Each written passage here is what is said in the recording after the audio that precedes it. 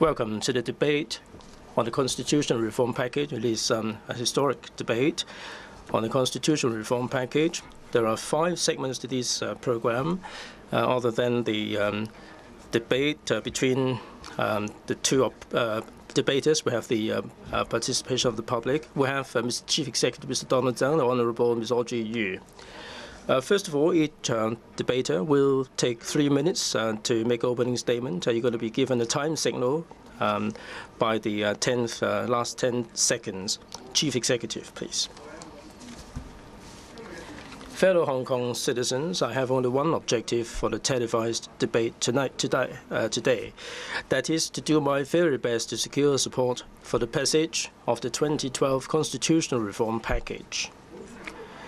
Indeed, Hong Kong's democratic development has reached a critical moment. Universal suffrage is an ideal which we all share. To achieve it, I've already taken 2 major steps. Firstly, I've secured from the central government a timetable for universal suffrage, implementing universal suffrage for CE election in 2017 and LegCo in 2020. Second, I've put forward the 2012 constitutional reform package to pave the way for implementing universal suffrage. The package is consistent with the basic law and the decision of the NPCSC. It will significantly enhance the democratic elements of the 2 electoral methods for 2012. The package will increase the number of people on the CE election committee and increase the number of seats in LegCo, allowing more political aspirants to participate under a more representative electoral system. Also, half of the 10 new LegCo seats will be returned by direct election in geographical constituencies, and the other half through the election among directly elected district councillors, and there will not be any increase of the number of seats for the traditional functional constituencies. The package is democratic, progressive, pragmatic, and consistent with the legal provisions. It also stands the best chance of being approved by LegCo. We should be mindful of the fact that any package will eventually be put to the same test. It has to obtain the approval of a 2/3 majority or 40 votes in LegCo. Otherwise, we will come to no avail and get nowhere. Now, we are short of a few votes, just a few votes. With them, the package can be passed. If the package is voted down, Hong Kong's democratic development will remain stagnant again, just like the 2005 stalemate when the pan-democrat bloc vetoed that package. That will cause a total waste of 10 years. Public opinion is crystal clear.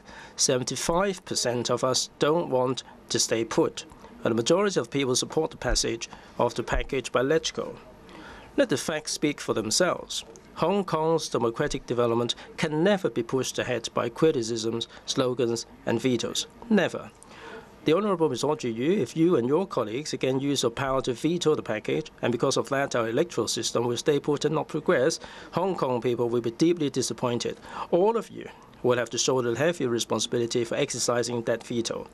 I earnestly call on LegCo members from the pan-democratic camp to act in accordance with Hong Kong's best interest, to forgo your partisan bloc and to take a bold and responsible step and support this package. History will prove that it is a right step. Thank you, Ms. Audrey Yu. Mr. Moderator, Chief Executive, fellow citizens of Hong Kong, I thank the CE for giving me this opportunity to discuss with him political reforms.